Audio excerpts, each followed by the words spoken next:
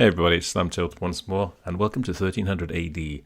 So this is the new game that I'm working on, which is Army of Darkness, obviously, Evil Dead 3. And what I wanted to do is I wanted to create a unique ball saver function in this game. So when a ball drains, the ball will come back into play in an interesting way. Now this isn't a new idea. I saw this done years and years ago. Zen Pinball did it with Ghost Rider, where they had a shotgun bringing the ball back into play. But this is the first time I've ever seen it come from between the flippers. Now I have other games where the ball is returned between the flippers, which I thought is a pretty fun thing to do. But on this occasion I wanted to have a model of the 12-gauge Remington shotgun that Ash uses in the movie. So what happens is the ball will drain when the ball saver is active, and it will fire the ball back into play, and then the ball saver is deactivated immediately, so you only get one shot. Even though it's two barrels, you only get one shot, if you know what I mean. So how I did that, a couple of games back I was working on Transformers, and I noticed that Megatron had a cannon, an animated cannon that fired the ball out. So I thought I'll take that model and I'll bring it across into my game, and I can use one of those barrels and duplicate it and put them side to side to create a double barrel. So this is what I have. So this is the model from Transformers, put side to side.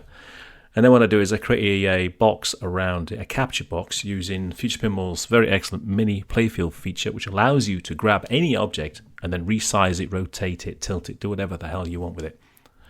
So this double barrel model here is then shrunk slightly and brought over here and hidden underneath the apron at the beginning of the game.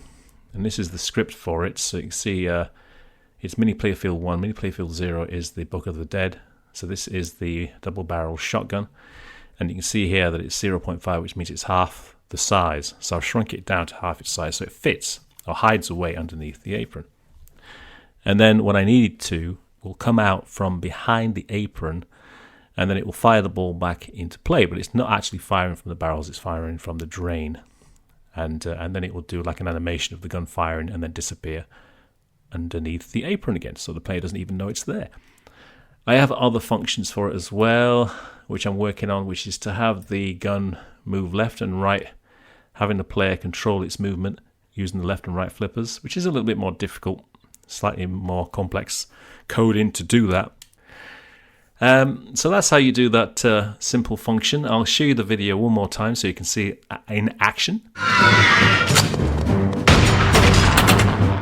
Okay, and that's how you do things on the cheap, because here at Future Pinball Studio, we don't like to spend any money whatsoever, so we do everything for nothing.